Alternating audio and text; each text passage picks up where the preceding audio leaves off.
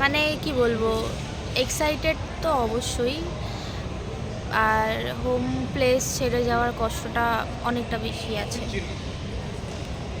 খারাপ লাগছে অনেকই খারাপ লাগছে, কিন্তু সেটা তো করলে হবে না। খারাপ লাগাটা তো ইম্পর্টেন্ট না, ইম্পর্টেন্ট হচ্ছে যাওয়াটা, একসাথে থাকাটা।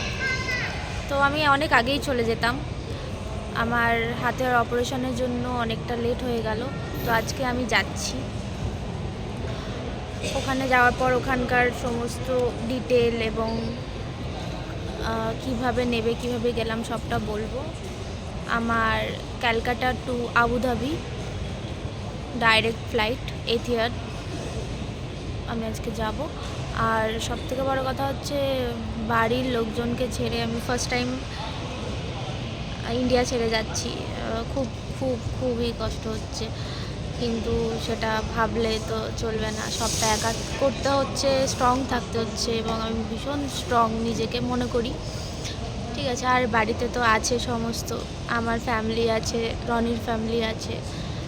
দুই ফ্যামিলির পাশে থাকবে, এটা আমার মানে মনে হয়, এবং এটা সত্যি কথা।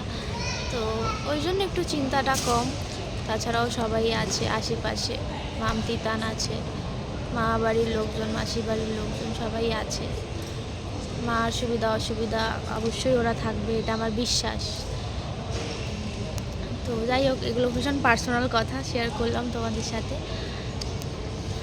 চলো।